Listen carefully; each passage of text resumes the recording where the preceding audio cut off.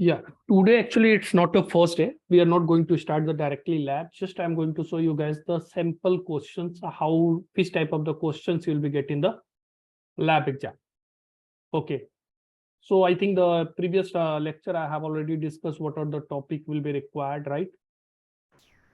Right. So that topic I have already discussed, and topology also I have discussed. So some just for 30-40 minutes or 1 hour you can consider. I'm just going to show you what should be a question label.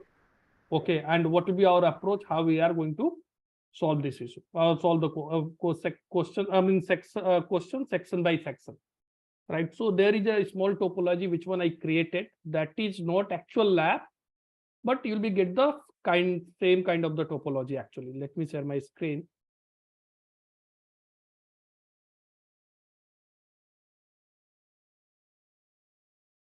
Yeah. So this kind of the topology, it's not actual lab, but the similar type of the, you can consider it's a part of the lab actually. It's a piece of the lab, right? Okay. Okay. So this is the topology. In this topology, we have some questions. So before going to read the question, first I will explain what are the questions, and after that, I will show you the question, which type of the question you'll be getting in the exam basically.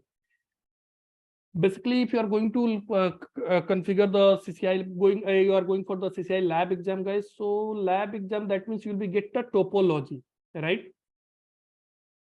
So that is actually the partial configuration is already done, right? That means there will be some configuration will be already there that we are considering as a pre-config, right? So those configuration will be there, and we need to read the question, and according to the question we need to perform the task, right? That means whatever the topology you will be getting in your exam, those topology will be already pre-configured. Some partial configuration will be there. You are not allowed to remove any partial configuration. Okay. You are only allowed for what? To add the new configuration, whatever it is asking in the question paper, right? Suppose there is some pre-config is already there.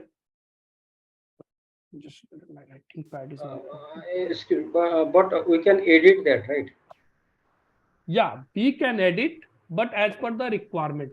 We are not going to, even we can somewhere we can remove some config also, but not complete as per the question requirement. Okay. But most of the time we are not going to remove anything. We are just performing the action, whatever it is asking the question paper, right? Okay. So just you can assume there is a topology which one was configuring by someone. He left the company in middle of the configuration, and you need to complete it. Okay. Got it. So you will be, once you will be complete all the configuration, then all the desired output you will be getting, right? Okay. So you can just assume there was there is a company network, and it was configuring by someone, and it is in middle in the configuration, and someone left the company, and then after that you are the new joiner, and you are going to complete the configuration according to the company requirement. You got the point? Yes. So similar type of the topology you will be get. So this is just a piece of the topology, right? So there will be some pre-config on each devices, R2, R4, R9, R10. Some pre-config is there. Right now I didn't configure anything. There is no configuration, but in the lab exam there will be some pre-config. Okay, you are not allowed to remove. Even the IP will be always pre-config. Okay. Okay. So there is some set of question. What is the requirement? Hello. Yes. Yeah, someone is asking something. No. So you can assume now this is our branch. Okay. Okay, means our enterprise network. Yes. And this is our head office, you can consider now. HQ network. Okay. There is a DSCP server. In our exam, there is a 1, 2, 3, total 1, 2, 3, 4, 5 branches are there. Okay. I'm just taking the one example. For each branch, this one is the DSCP server. You can consider, right? So this is my DHCP server. These are the hosts. These hosts should be get the IP address from this DHCP server. So what is the first requirement if the host 1 and host 2 should get the IP address from DHCP server? That is, which one is the R5? So what is the first requirement?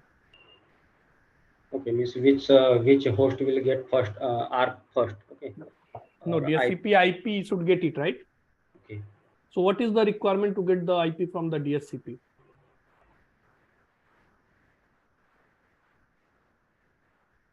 Okay, do you have any idea about guys DORA process? The TCP means that provide that IP. Okay. Yeah. So do you have any idea about the DORA process, guys? DORA. Just I'm asking, there is a one PC is there. Which one is the host? Another one is the, it's a switch. And Okay, from this switch, discover offer request and this is your DHCP server. okay. Okay. So Yes. how this PC will get the IP address? Yes. Anyone has any idea what is the DORA process, guys? Yes, discover first means Discover, request, order, Discover, order, then acknowledge. discover, then order. No, discover, offer, request, Discover, and then offer, acknowledge. request. Discover, Offer, offer, means DHCP request, server, yes, request and acknowledge. and acknowledge. So that means host will send the discover message, right? Yes, and But that it is possible only if DHCP server and host both are into the same broadcast domain, right? yes. Or But in right now, HSRP, suppose. no, HSRP is the different thing, right? Okay. What is the problem is there? Now my host is into the different broadcast domain, Okay. and my actual DHCP server is into the different broadcast domain. Then if it is going to forward a discover message, that will be by nature broadcast. So how this broadcast message will be reached to this DHCP server? What we can do?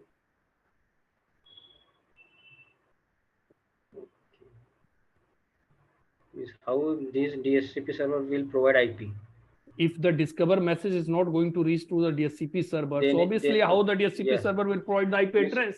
DHCP server cannot means get offer to that host. Right? Yes. Okay, that switch is connected. No, this is critical, I think. Okay, tell me, anyone is there, guys, who is working in the company right now? Yes, I am working. Okay, so there is a setup should be there, right? So Yes, there the host should get the IP address from the DHCP server. Yes. So what is the setup is there? Means which type of the setup is there? In each VLAN there is a separate DHCP server, or you have a single DHCP server? Actually, I don't know. Actually, I am working in a service provider. Okay. Guys, here what will happen? Here the relay agent that will be come into the picture. We have to make these devices as a relay agent. You heard about the IP helper command? Relay agent. No. Yes. You heard about the IP helper? No, not. Okay. So here we have to make these both the switch. We have to make, because of it will forward the discover message, right? So discover message will be by nature broadcast. So how it will be reached to the DHCP server? That is not going to work. That will not work, right? So we will make this router as a relay agent, and what will be happen? This relay agent will convert this discover message from broadcast to unicast. Unicast. Okay. And it will forward to the DHCP server, right? And once the DHCP server will get the unicast message, it will send the offer message, right? Yes. So offer message will be also by nature. I'm not going to teach you here the guys DHCP process completely. I'm just giving you the. Actually, just you can consider we are covering the section 1.2, 1.3, and 1.4. Okay. In our lab exam, but topology is little bit changed, but the questions and almost the setup is same. Okay. Okay. So I'm just covering these three sections basically. Okay. Only the little bit topology is changed. You're getting the point, guys. So, Yes, yes. and ether channel also, I'm just ether channel here. Actually, there is a ether channel, and these are not actual router. These are the switches, L3 switches. Okay, and these are this is ether channel. So ether channel, I'm just skipping right now. Okay, so this type of the setup is there. So this one is our DHCP server. If we are going to make it relay agent, once we'll make this relay agent, then it will forward the discover message to whom? To this DHCP server. DHCP server. And once it will get the discover message, which one is by nature unicast. So what it will do, it will send the offer message also as a unicast. Okay. Okay. And once the offer message will be reached here, again it will convert into the broadcast and it will forward to the host. Host. Then host will send the request again. It will be reached here. Again it will convert into the unicast. Unicast. So relay agent, why it is called the agent? That means it's the working between the server and host. Client. Client. Okay. You are getting the point. Okay. This is the reason it is called relay agent, right? So what is the first requirement? This one should be reachable from here to here. Are you getting the point? Yes, yes. So what should be complete before that? A routing. What should be complete? Routing. Routing. So this is area 0 and this is area 1, area 10. In exam, actually, in the lab, real lab, it's a 1. So in area 0 and area 1, 10. OSPF is running, right? Yes, yes. Area 10 you can consider now. So in this setup, what will be the role of the R2 and R9, guys? Area border router, ABR. These are going to become the area border router, ABR. Yes. Okay. Yes. So what is the job role of the ABR, guys?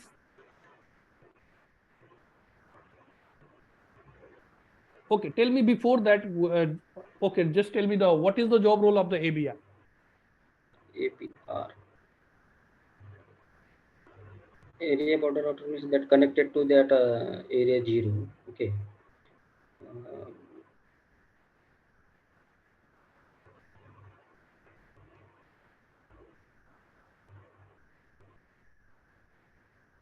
Anyone is there idea? Anyone is there, guys, who has any idea about what is the job role of the ABR?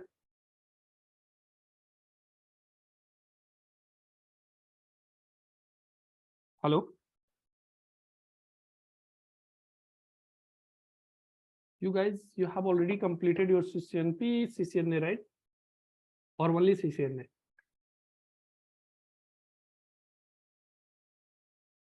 Hello? Arjun, Pardeep, hello, Parveen, Sachin, Tufail. Are you there, guys? Only I know that only that means that area border router connected to only that backbone area. That is fine, but why the ABR is required? What is the job role of the ABR? Means that all route will advertise to that area 0.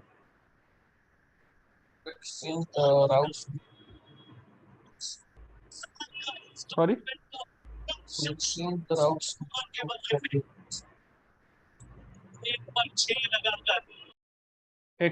route. Okay, what is the condition to become an ABR?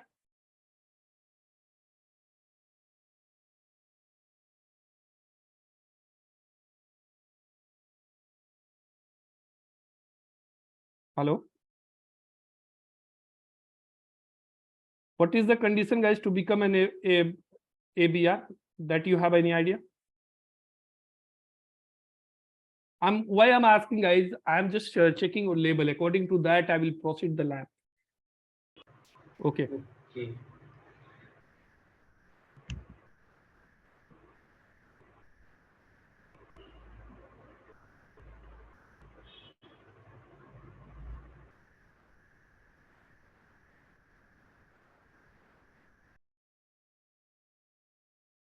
Give me 2 minutes, guys.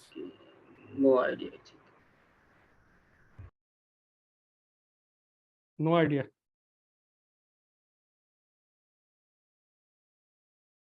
Just give me 2 minutes, guys.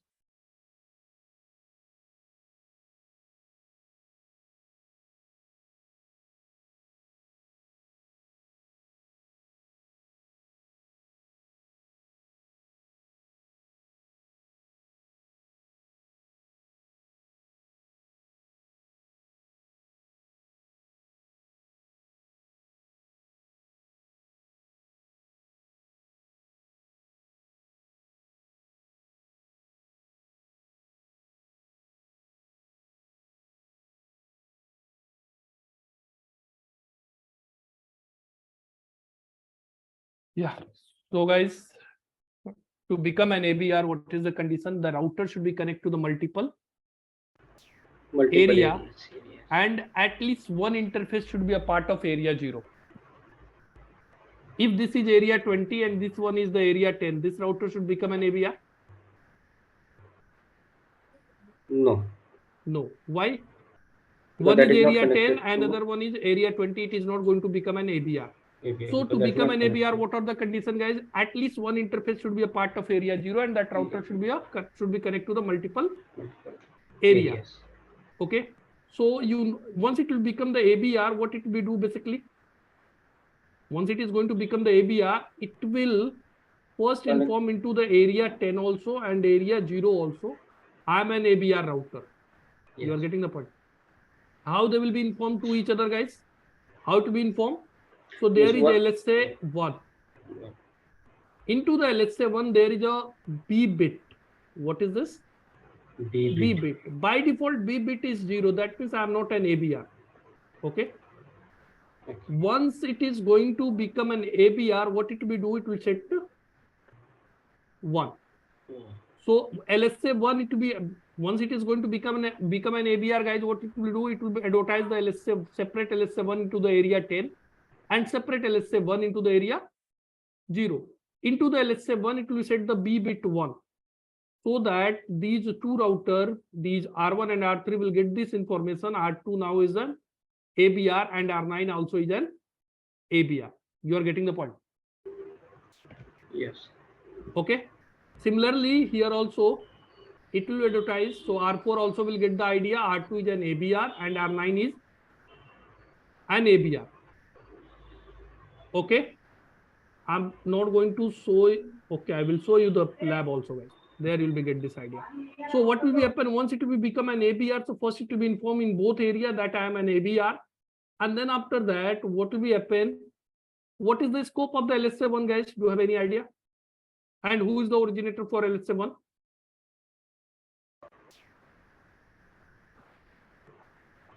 Self router, own router.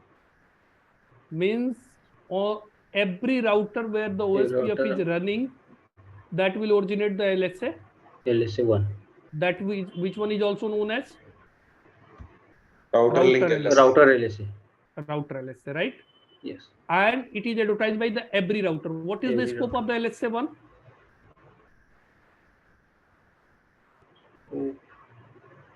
This is intra-area LSA. Which type of the LSA?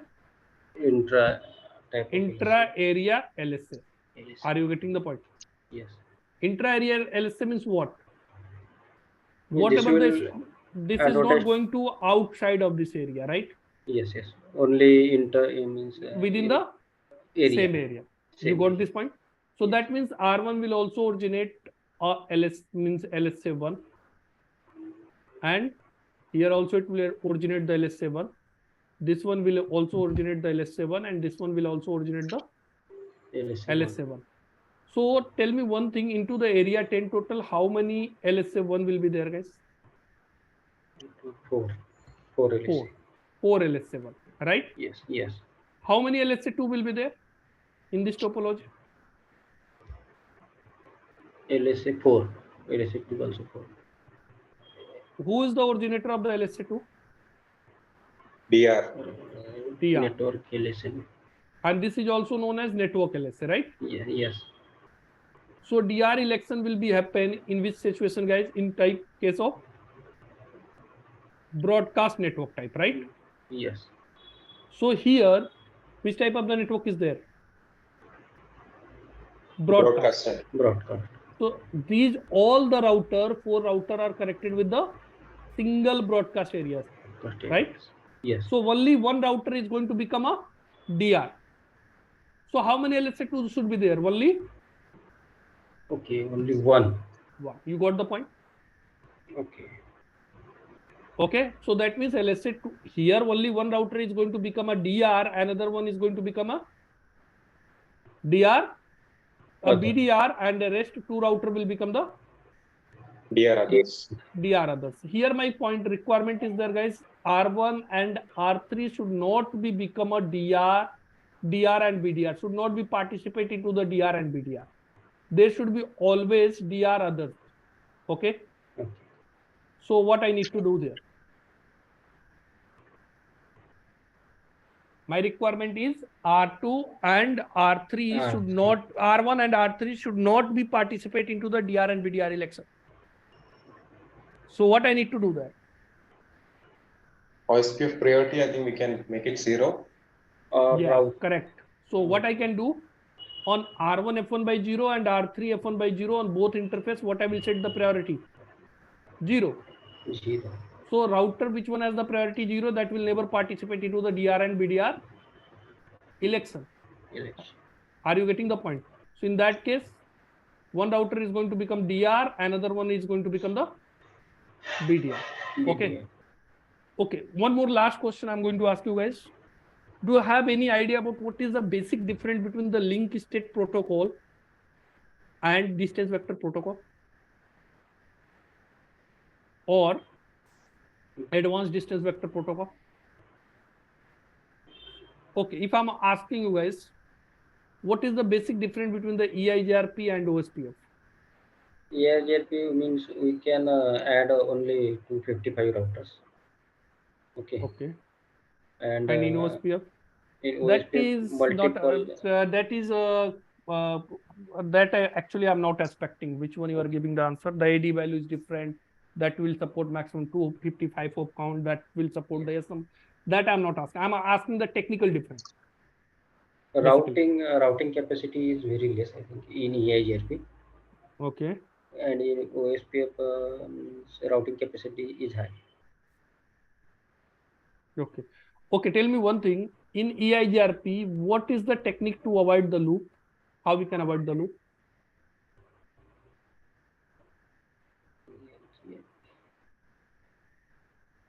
In EIGRP, anyone is there, guys? How we can avoid the loop?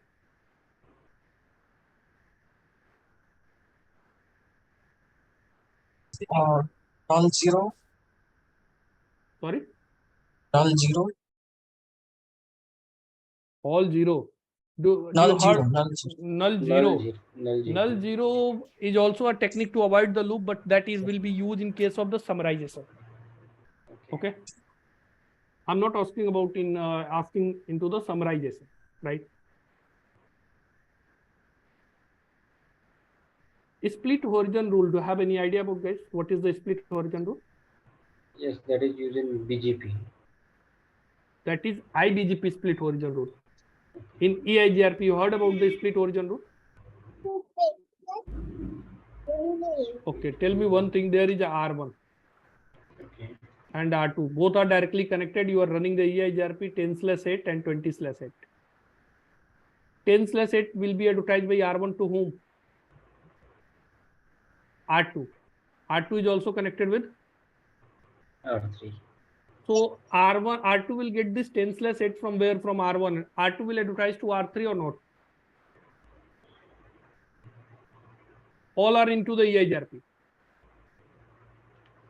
And all are means R1 and R2 both are into the neighborship relation. Okay. Okay. And between R2 and R3 also the neighborship relation is up. You are getting this point, guys? Yes. So tell me one thing. If the R1 is advertising 10/8 to R2, so R2 should advertise to R3 or not?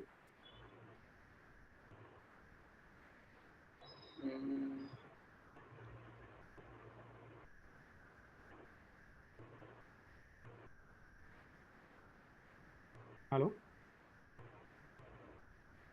There's a confusion, guys. Simple R1 is there. R1, there is neighborship between the R1 and R2, and there is neighborship between the R2 and R3. So R1 is going to advertise 10/8 to R2. Then R2 will advertise to R3 or not? That is my question.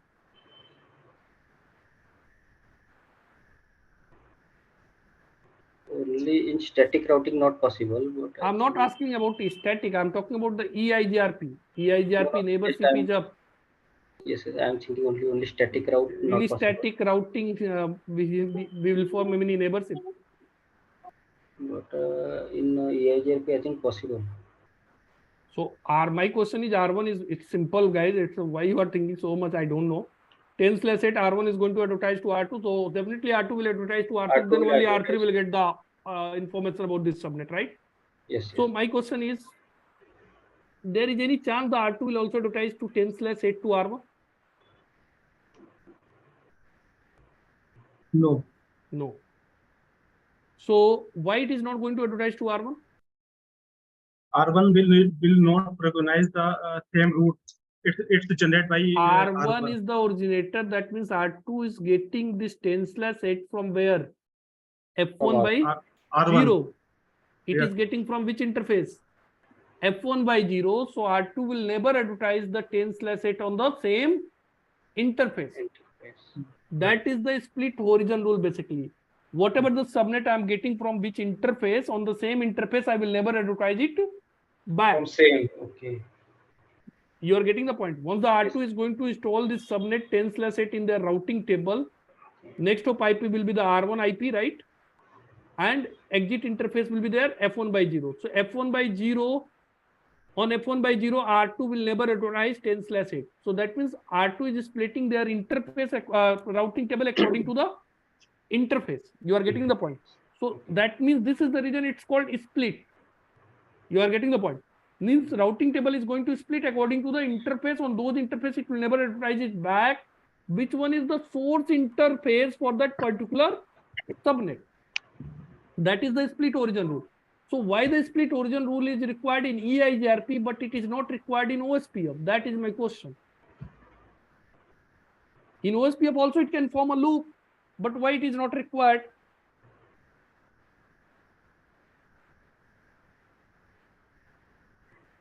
So guys, EIGRP is the only distance vector or hybrid protocol you can consider. It has just information up to the next hop. You are getting the point. R1 has just information up to the next hop R2. It don't have a information, or you can consider it doesn't have a visibility behind the next hop. Okay. You got now this I point. got it. Okay, yes. But in link state, what will be happen in link state? If you have a, let's say 1, so what we can do, we can design the complete topology. So Means that every means router means have every router have a complete visibility within the same area. You got the point. Not I'm not talking about the intra area. Suppose there is a 5.5.5. This subnet, how the R1 will get? R1 will get from the ABR. So R1 has just information from the up to the ABR. He doesn't have a information. It doesn't have a information behind the ABR. You are getting the point. Yes. So if someone is asking OSPF is a link state protocol, yes, OSPF is a link state protocol, but within the intra area. In case of ABR, OSPF also does work like a distance vector protocol. You are getting the point. So what will happen? Whatever the subnet into the area 0, for each subnet, what the ABR will do, guys? ABR will advertise into the area 10 LSA 3. Yes. And how many subnets? Suppose there is into the area 10, suppose there is 20 subnet. How many subnet are there? 20 subnet. So how many LSA 3 will advertise into the area 0?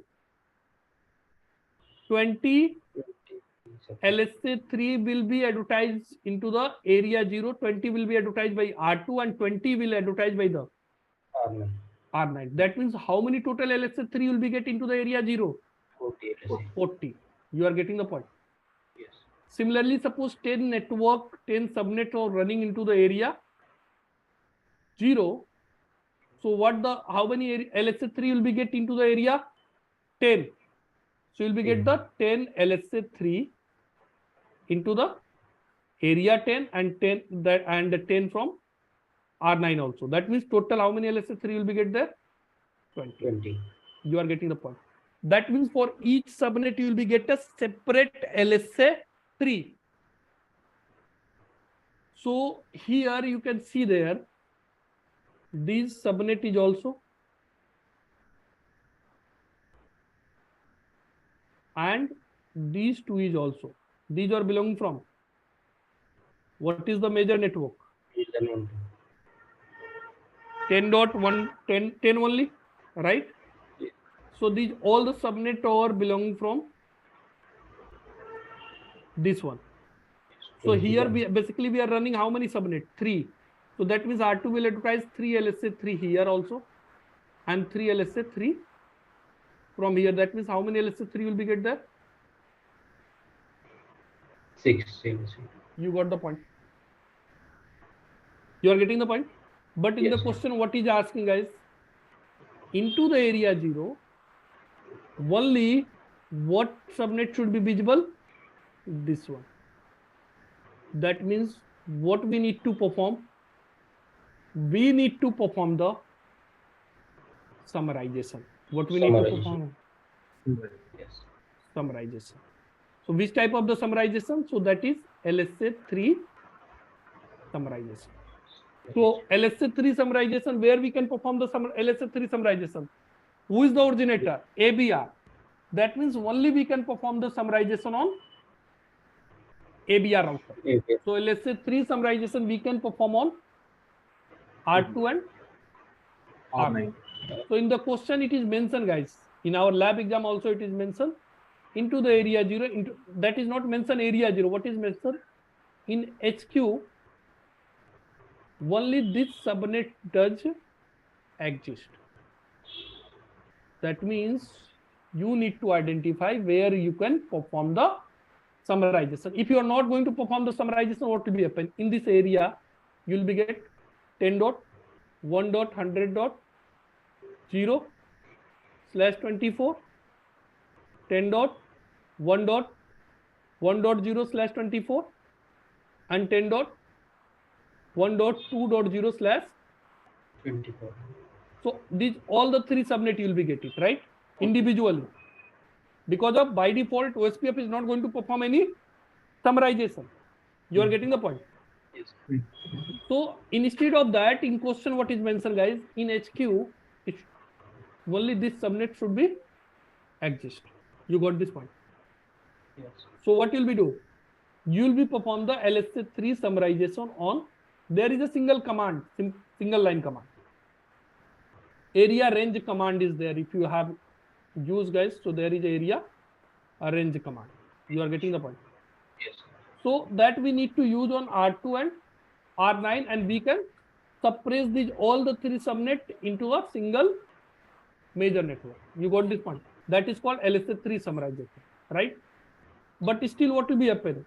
Into this summarization, this subnet is not going to suppress, right? Because of these are belong from the different subnet. Okay? So what we need to do? We need to apply the filtering also. What we need to apply? Filtering. And it should be outbound. Outbound. You are getting the point. So for 2.2.2 and 9.9.9, it should not be injected LSA3 into the area 0. Otherwise, what will be happen for these 2 loopback also? What are the R2 and R9 will do there, guys? They will advertise the LSA3. That means we need in our lab exam LSA3 summarization is also there, and LSA3 filtering is also there. You are getting the point. Are you okay with this? Yes. Now, I'm coming on the basic things. So we need to perform the routing so that we will get the reachability, and then once the reachability will be there, then after that, what is the requirement? Another requirement for the host 1. Who should be active gateway? R1. R1. For the host 2, who should be active gateway? R3. And what is the requirement? R1 should be able to reach this one also Yes. and this one also. If R1 is not able to reach to any one of them, either this one, sorry, R1 is not able to reach both of them. Okay. Means R1 is not able to reach the 2.2.2 also and 9.9.9 also. Then R2, R3 should become the active gateway for which one? R2 and R9. No, for host 1. You are getting the question, guys. Okay. So first, what is the requirement? R1 should be the active gateway for the host 1 and R3 should be the active gateway for host 2. So what we'll do? You need to perform the inter-VLAN routing here, right? Inter-VLAN. So router on stick will be configured, 2 sub interfaces will be configured, right? Yes. F1 by 1.1 and F1 by 1.2. Similarly, here also you'll be considered the 2 sub interfaces. And between them, in the question, what is asking? It should be VRRP. So we need to configure the VRRP. Yeah. But we need to configure VRRP. So you'll be make this one as active for the VLAN 1 and you'll be make this one as active for the VLAN 2. How we can configure, guys? Using the priority. Yes. We can change the priority. Here I will set the priority. Suppose I'm just One, giving two. one example. Might be you'll be get an idea.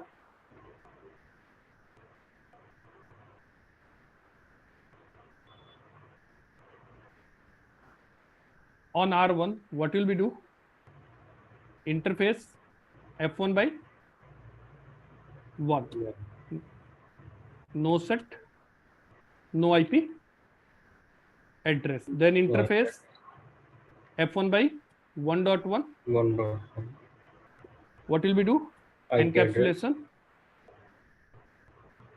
dot Dot 1.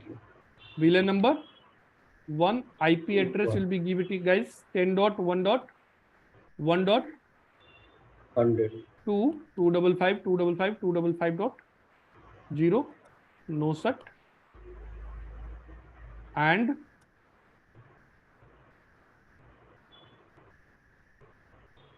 ten dot 1.2 what will be configured 10.2.2 and then after that on R1 then on R3 what will be configured, guys? Here it should be 3. What is the mention in the question paper? The first IP should be a default gateway. That means first IP should be used for the VRRP. You are getting the point. Now both are active right now. So what we need to do? We need to make this one as a active. So what I will configure here, guys? Priority. VRRP Yeah. 100 or I can use the VLAN number only. IP what should be there? 10.1.1.1 and VRRP 1 IP priority what we can configure 150. You got this point? Is it okay? Then I will configure the same thing here, but it's a 2 IP should be, and I'm not going to configure any priority. So what should be the by default priority, guys? 100, right? Yes. And what I will do here, I will repeat the same configuration. VRRP 1.1 and priority I'm not going to set anything. And for the group number 2, what I'm setting the priority?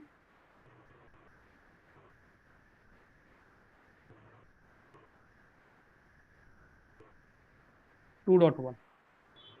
You are getting the point. Okay. Anyone is there, guys, who has some confusion about this configuration? 2 sub interfaces I created for on which interface? 1.1. 1 by 1 on R1, right? Yes. I think that for the interface FA1/2, it should be encapsulation .1 Q2, right? Yes, yes. That I made the mistake. 1 minute. I copy and paste, so I forgot it. Yeah. Now it's fine. Yeah, looks good. So what will happen for the VLAN number? For VLAN number 1, who will be the active? R1. R1. And for VLAN number 2, who will be the active? R3. But what is the next question? R1 should be tracked. Which one? Means R1 should be tracked this loopback IP, because of between them, which protocol is running, guys? OSPF. OSPF. So R1 should be R1 will be reachable to this one also and R9 this one also. also. You are getting the point. Yes. So if the R1 is reachable, these two IP address, then what I will do? Then only the R1 should be the active gateway for VLAN 1. If R1 is not able to reach, suppose this interface is going down.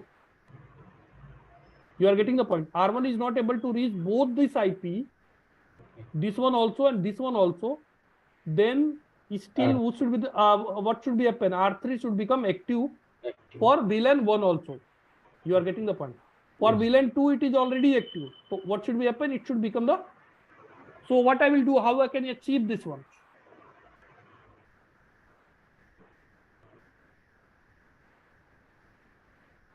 How we can achieve, guys?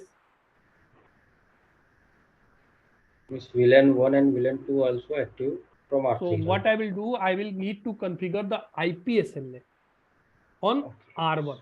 Service One level. IP SLA I will configure to track the 2.2.2. One IP, another IP SLA I will configure to track the 9.9.9. Okay. Then I will call both the IP SLA into the two separate track, and then after that both the track I will call the another track where I will perform the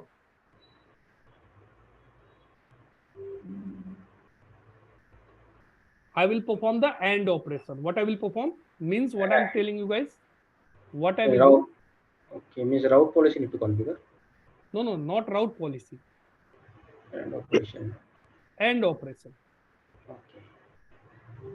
Can you please explain AND operations and OR operations? Just give me let me write here the configuration. Route means we can. I just give me 1 minute, guys. IP SLA 1. Okay. ICMP echo message I am sending to whom? To 2.2.2 source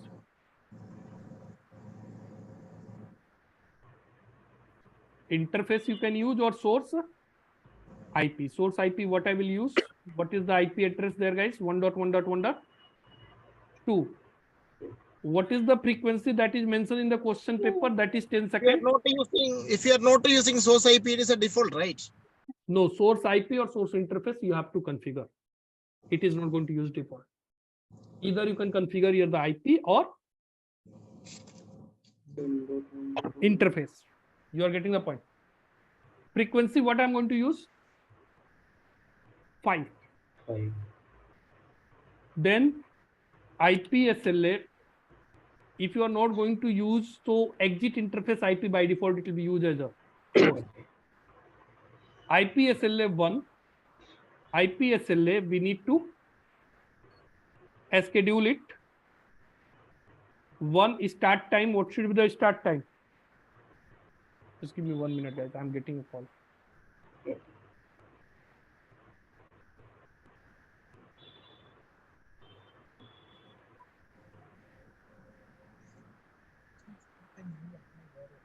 Later. Hello. Okay. IP SLA start time now, and the life should be forever. Then what will be do? You will be create a track 1 IP SLA 1.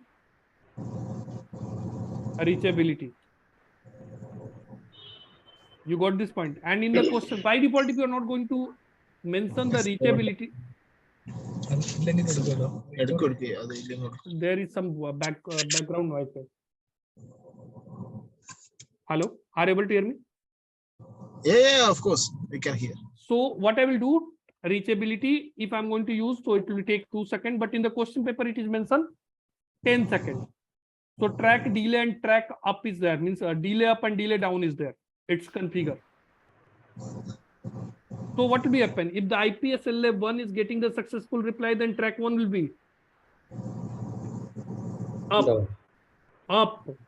If IPSLA 1 is getting the successful reply from here, then what will happen? Track 1 will be up. You got the point.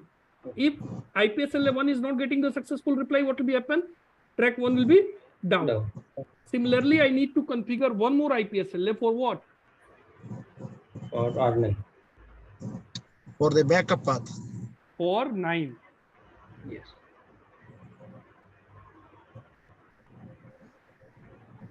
Source IP, you can use the remain same or you can change it. And there will be a 2 and 2. So if both IP 2.2 is reachable and 9.9 is also reachable, then what will happen?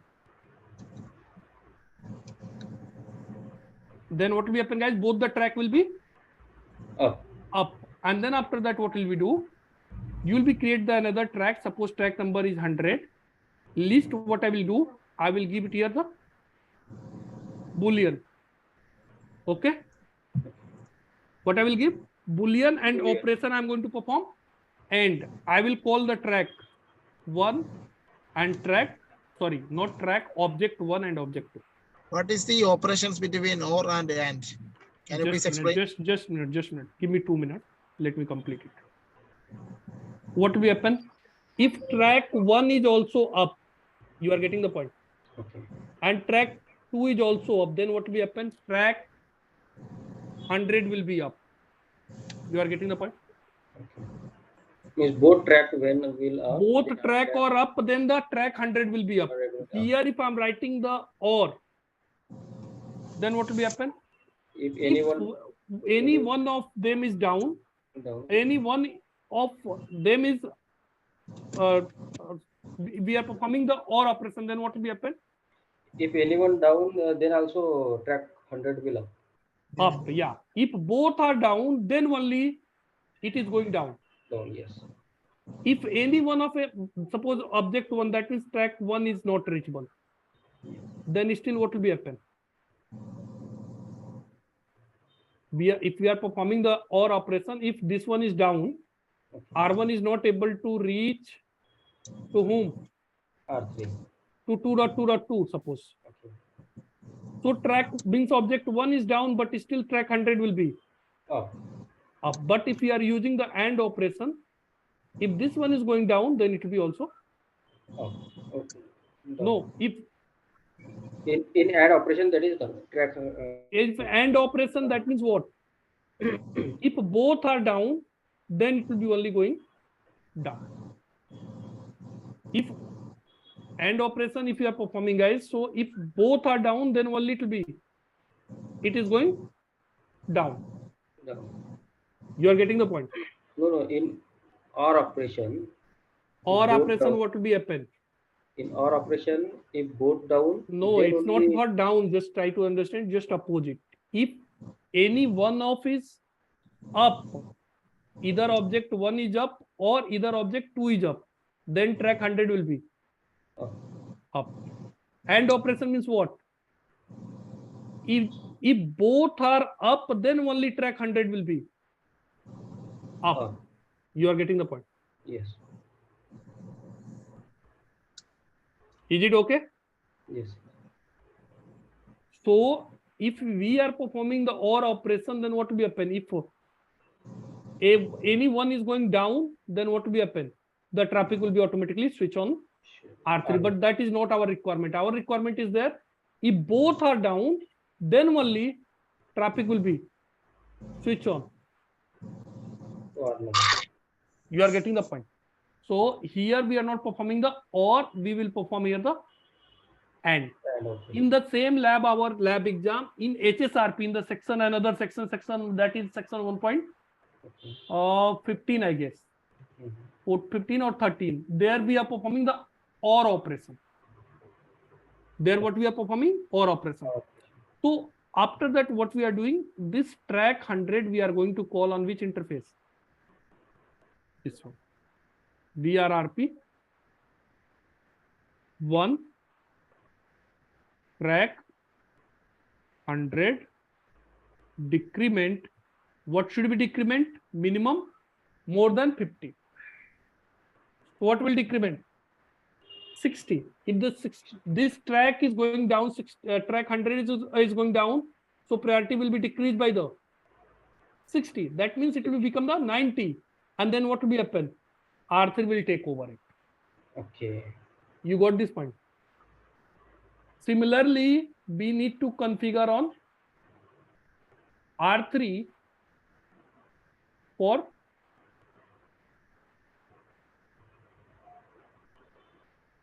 same configuration. You need to repeat it on R3 as well. We don't need to, only the IP will be 2.3 and 1.3. And then after that, you will be call this track here. BRRP2 track 100 and decrement should be the 60. You are getting the point, guys? Yes. Yeah. Anyone is there, guys, who has any question?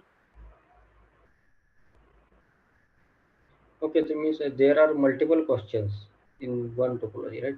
Yes. So this type of there is multiple requirement, and according to that requirement, there is some I was writing what are the requirement.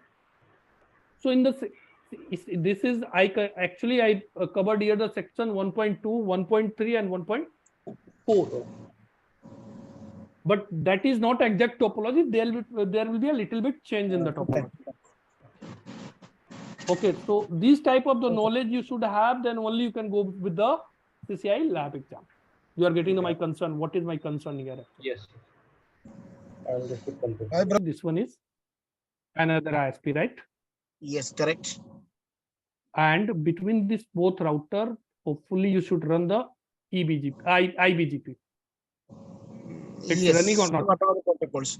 IBGP or any static route or anything? Okay, no problem. IBGP, or here you are connected a switch. Okay. And in your behind your just minute, let me complete. Behind you are running the either EIGRP or OSPF, right? Yes, OSPF is running. So default route, IBGP, just a minute. IBGP can we use multi-home? Multi-home here we are not going to use because of it is not on a single router, right? Okay, okay. Perfect. ISP 2. So what will we do? You will be track this. Here you should get one public IP, right? Yes, correct. And here you should get the another public IP. Yes. And here also 2.2.2 and one you can consider, right?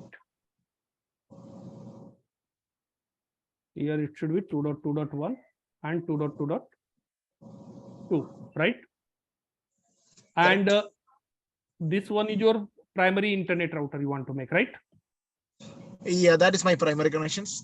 And that one is a second. My secondary connections. You can write SEC.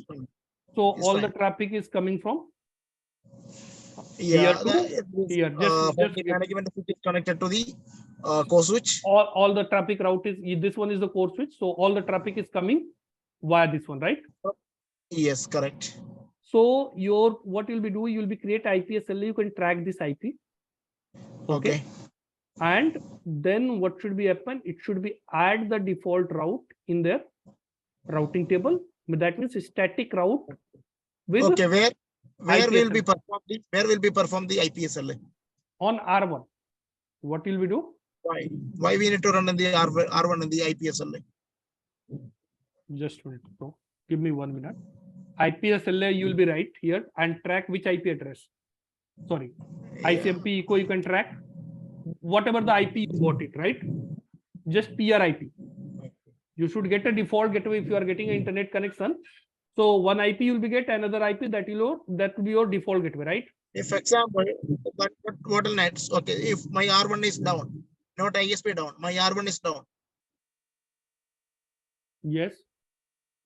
Okay, then how the track is happening? Bro, if the R1 is going down, so tell me one thing, this core switch should get the default route from R1. Yes. If R1 is down, so it should be still get it from R1. No, what I'm asking. Okay, the IP SLA we need to run in core switch.